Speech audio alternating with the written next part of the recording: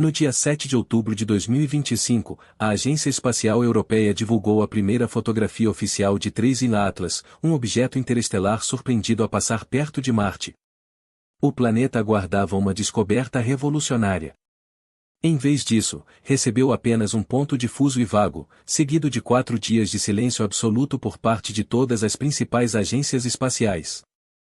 Por que razão a NASA, a China e os Emirados Árabes Unidos esconderiam as suas melhores capturas, enquanto só a ESA se esforçava para justificar uma composição química que não devia existir? Uma órbita quase perfeita demais e uma coma praticamente pura em dióxido de carbono. Se 3I Atlas fosse apenas mais um cometa vulgar, por que cada explicação gera ainda mais dúvidas? E o que sabem os 7 veículos espaciais que nós ignoramos? Esta é a narrativa por trás das imagens que alteraram tudo. No dia 2 de outubro de 2025, pouco depois das 9 horas da manhã, hora local de Marte, a câmara Skycan do rover Perseverance registrou uma imagem que não se destinava a ser relevante. O Skycan é um imager de campo amplo a cores, concebido para vigiar poeiras, nuvens e o horizonte marciano, não para perseguir objetos interestelares. Mas enquanto o mundo esperava por fotos de alta resolução a partir da órbita, foi esta modesta câmara que detetou o primeiro sinal nítido de 3I Atlas próximo de Marte. O quadro RAW oficial, divulgado mais tarde pela NASA, revelava um ponto minúsculo e esverdeado, circulado, contra o céu marciano desbotado. Um ponto tão discreto que a maioria o teria ignorado sem a anotação. As probabilidades de detecção estavam contra nós. O dia em Marte é implacável, com a luz solar dispersa pela poeira, tornando os visitantes cósmicos tênues quase invisíveis. O sensor do Skycan, otimizado para paisagens, teve dificuldade em destacar algo para além dos elementos mais brilhantes. No entanto, Valérie Lefelin, a responsável pela turno do rover, insistiu em manter a câmara ativa.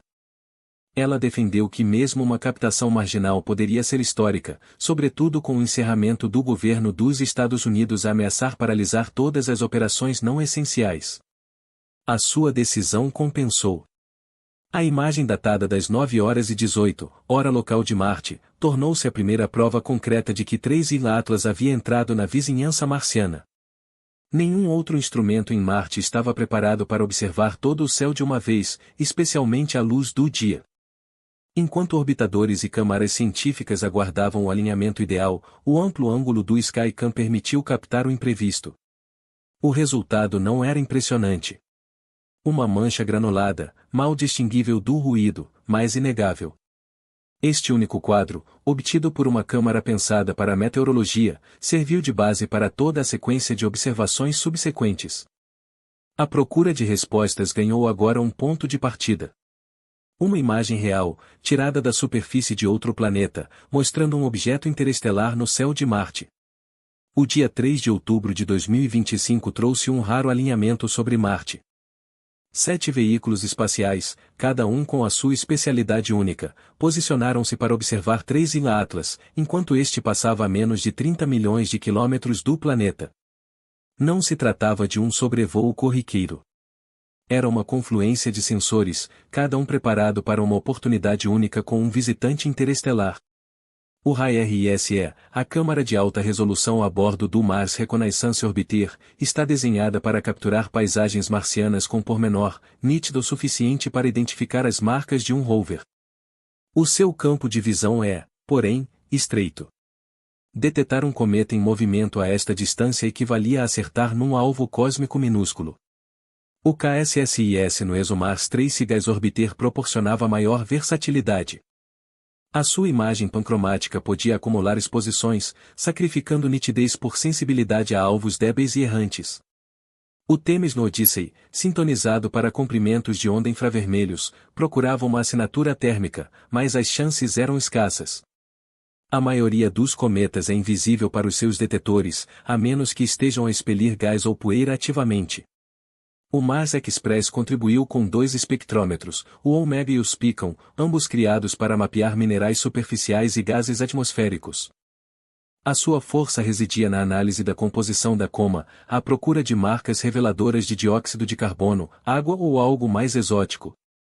O Nomad, um terceiro espectrômetro no Trace Gas Orbiter, tinha a missão de isolar os traços mais subtis de compostos voláteis, capazes de desvendar as origens interestelares do cometa. O orbitador chinês Tianwen-1 acrescentou olhares multispectrais e de radar, singular na capacidade de sondar composição e estrutura, se a geometria colaborasse. A sonda Hope dos Emirados Árabes Unidos, orbitando mais alto sobre Marte, trouxe monitorização ultravioleta e ótica, sensível a variações amplas no brilho e forma da coma. Cada instrumento enfrentava os seus próprios obstáculos. Brilho milhares de vezes inferior aos alvos habituais, rastreio de um ponto em movimento pelo céu e tempo de exposição limitado. Ainda assim, durante algumas horas, Marte tornou-se o melhor posto de observação no Sistema Solar. O conjunto completo de sensores, desde imagens de alta resolução até espectrômetros, estava pronto para um conjunto de dados irrepetível. Nesta janela efêmera, a promessa era evidente. Se alguma anomalia ou revelação surgisse, era este o instante em que os orbitadores e sondas do mundo a captariam. A divulgação pública da ESA chegou no dia 7 de outubro. Em vez de um retrato nítido, o mundo recebeu uma animação em loop. Um ponto difuso e vago a deslocar-se num campo negro, rodeado por uma névoa quase imperceptível. Tratava-se da câmara KSSIS em ação. O trabalho realizado pelo orbitador de gases traço da missão ExoMars focou-se na trajetória prevista do cometa 3G Atlas enquanto este passava perto de Marte. O obstáculo era enorme. De acordo com Nick Thomas, o investigador principal do instrumento KSSIS, o cometa revelava-se pelo menos 10.000 vezes mais tênue do que os alvos marcianos habituais que a sua equipa monitoriza. Para prevenir qualquer distorção no sinal, Thomas restringiu as exposições a apenas 5 segundos por imagem. Uma decisão prudente que antepôs a fiabilidade dos dados a imagens mais impressionantes. O GIF resultante condensa horas de dedicação em meros segundos de movimento, com cada quadro a registrar um objeto no limiar da visibilidade. O que a animação revela não é o núcleo do cometa, que continua indistinguível mesmo a esta distância, mas sim a sua coma, uma aura pálida de gás e poeira que se estende por vários milhares de quilômetros. O brilho da coma diminui de forma abrupta, fundindo-se no ruído de fundo antes que qualquer cauda se torne aparente. A análise espectroscópica, essencial para desvendar a composição, foi descrita como incerta no comunicado da ESA. Os dados brutos, juntamente com todos os produtos de nível 1, permanecem protegidos pelo embargo padrão de 6 meses da agência. Apenas esta prévia processada está disponível ao público, servindo como antevisão para uma investigação mais profunda ainda em curso.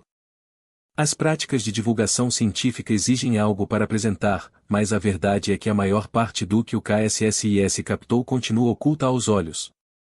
O gabinete de imprensa da ESA insistiu numa imagem mais impactante, mas Thomas manteve-se firme. Sem alongamentos artificiais, sem contrastes exagerados. O perigo de interpretações erradas era elevado, sobretudo com rumores a circular sobre química invulgar e possíveis irregularidades. Por enquanto, o único vislumbre oficial é esta animação discreta. Um registro modesto, mas essencial, de um visitante interestelar junto a Marte. O mundo científico aguarda, consciente de que as verdadeiras respostas se encontram sepultadas em dados que só emergirão dentro de meses. No dia 4 de outubro de 2025, os responsáveis das missões da NASA, da Agência Espacial Europeia, da CNSA chinesa e dos Emirados Árabes Unidos reuniram-se numa teleconferência confidencial. A reunião não constava de qualquer agenda pública, e nenhum registro oficial foi divulgado, mas os efeitos foram imediatos. Nos 3 dias seguintes, todas as agências com instrumentos apontados para Marte calaram-se. Os únicos dados partilhados vieram da Agência Espacial Europeia, uma animação cautelosa e um comunicado escrito que evitou pormenores. A NASA invocou o encerramento do governo dos Estados Unidos como justificação para atualizações limitadas, mas essa razão não se aplicava aos parceiros europeus ou asiáticos. A China e os Emirados Árabes Unidos, sujeitos a dinâmicas políticas distintas, não deram qualquer esclarecimento. Dentro da Agência Espacial Europeia, a atmosfera era de tensão palpável. Os equipas de comunicação ansiavam por uma revelação dramática, algo à altura das expectativas públicas para um encontro interestelar histórico. Contudo, os oficiais de risco e os líderes científicos opuseram-se, recorrendo à terminologia tipicamente usada em eventos de defesa planetária, em dados preliminares anômalos, risco de mal-entendidos e necessidade de revisão interinstitucional. A expressão ou especulação mediática minar a confiança pública surgiu em vários memorandos internos. Nos dias subsequentes, rascunhos de declarações foram revistos repetidamente, com todas as referências à química atípica ou efeitos óticos inexplicáveis substituídas por garantias vagas de análises em progresso. O silêncio não se limitava ao que era mostrado. Estendia-se ao que era retido. A Agência Espacial Europeia impôs o embargo aos dados brutos do KSSIS sob as regras habituais de 6 meses, mas mesmo resumos estatísticos sobre polarização e espectroscopia foram reduzidos ao essencial. As equipas do Mars Reconnaissance Orbiter e do Perseverance da NASA não divulgaram nada para além do quadro anotado da Skycam, redirecionando todas as perguntas para a sede. A sonda chinesa Tianwen-1 e a sonda Hope dos Emirados Árabes Unidos, ambas equipadas para recolher dados espectrais e de radar únicos, não publicaram atualizações, nem sequer a confirmação de tentativas de observação. O fluxo normal da ciência, e ficheiros brutos, vislumbres rápidos, registros técnicos, parou abruptamente. Analistas de políticas espaciais detetaram o padrão. Agências rivais raramente sincronizam o seu mutismo, especialmente com uma descoberta de alto perfil em jogo. A última vez que algo semelhante ocorreu foi durante sobrevoos de asteroides com implicações para a defesa planetária, quando dados iniciais poderiam gerar pânico ou confusão. Mas isto era um cometa, não uma ameaça. Então, que tipo de anomalia poderia compelir 4 entidades com prioridades e rivalidades distintas a conterem tudo exceto a prévia mais segura? Alguns apontam para o risco de interpretar mal sinais fracos ou de incitar especulações selvagens sobre origens artificiais. Outros conjecturam desacordos mais profundos sobre como validar e decifrar os primeiros indícios de química não convencional ou polarização inesperada. O silêncio coordenado deixou a comunidade científica em suspenso. As equipas de Outreage lidaram com interrogações às quais não podiam responder. Astrônomos amadores tentaram, sem sucesso, replicar a detecção da Skycam, alimentando rumores de que a história verdadeira se esconde nos ficheiros embargados.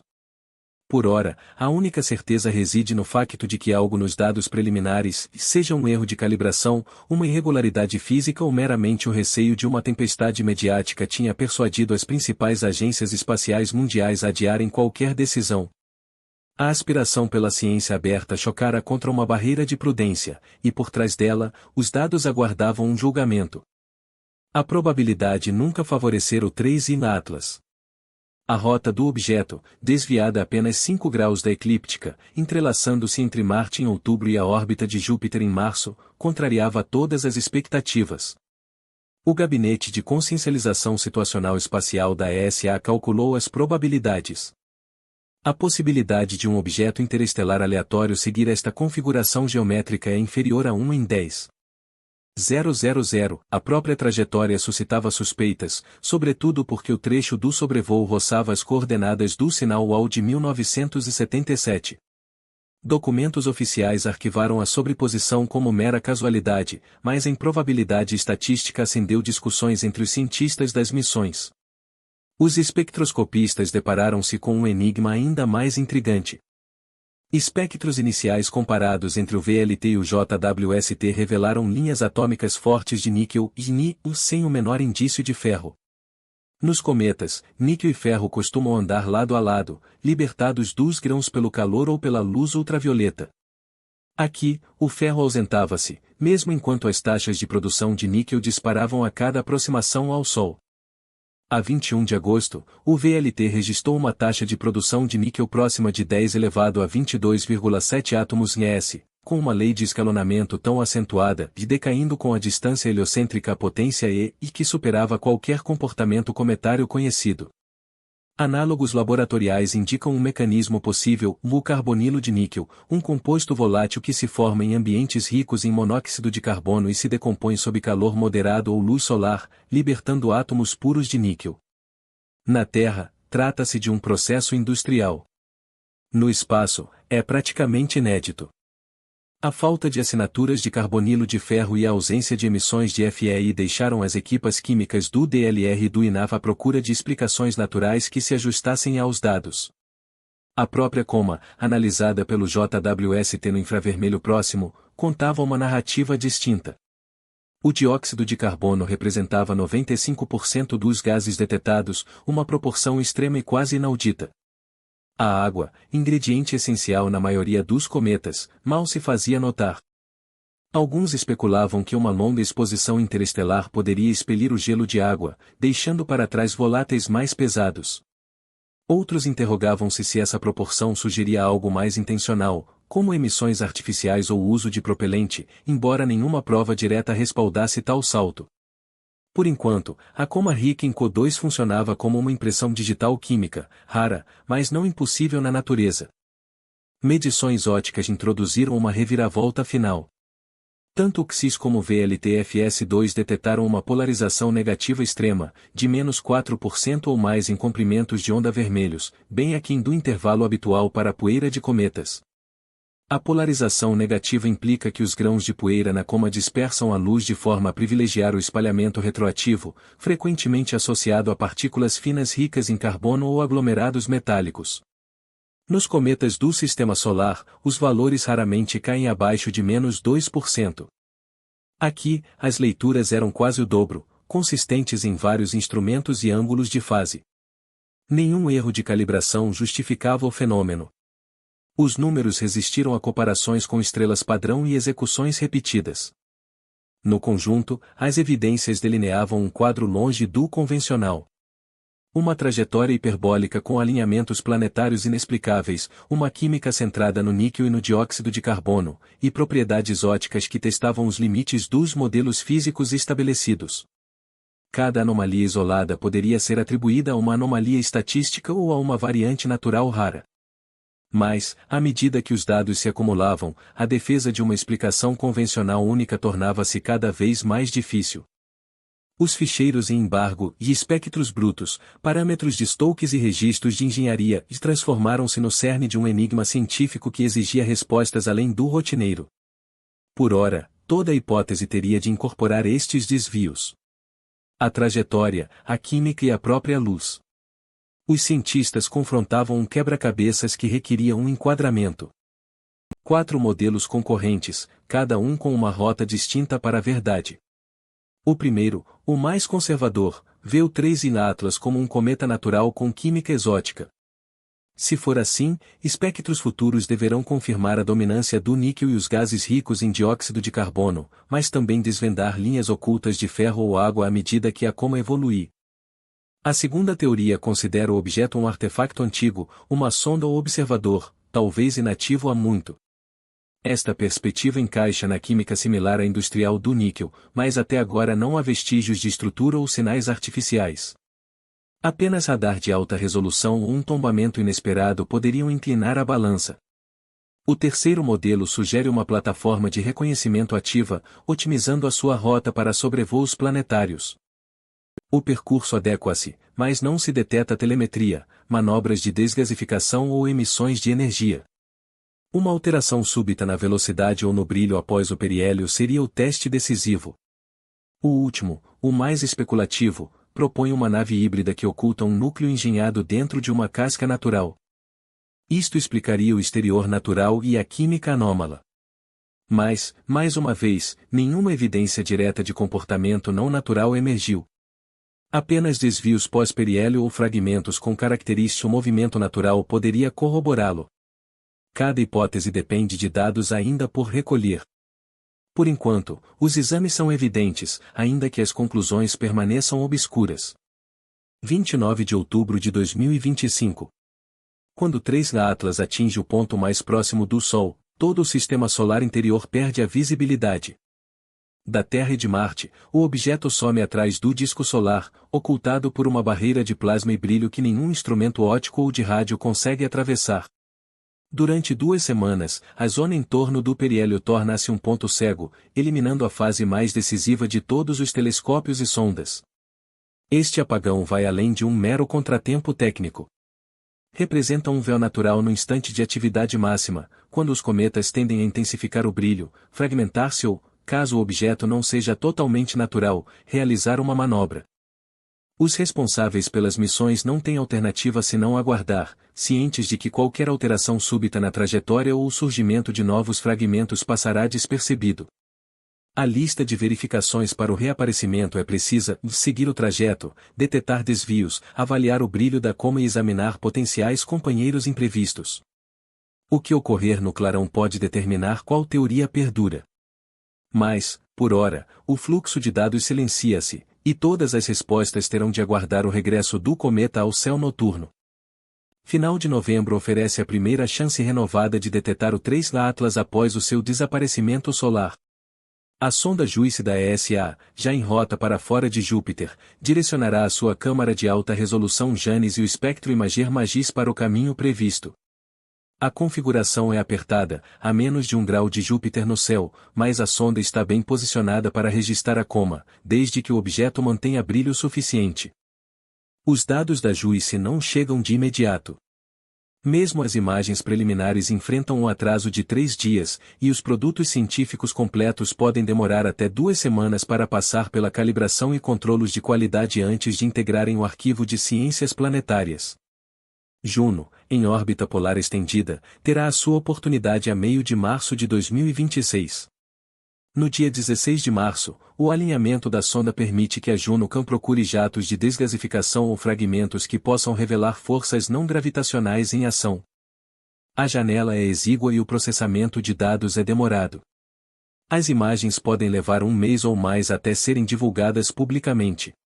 Ambas as equipas preparam planos de contingência caso o 3G Atlas se desvie do curso ou escureça de forma inesperada.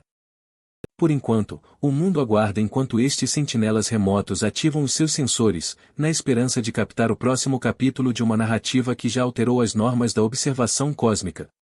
Apesar de 7 naves espaciais alinhadas para observação e da captura anterior pela Câmara Celeste da Perseverance, a NASA, a China e os Emirados Árabes Unidos não divulgaram as suas imagens ou resultados.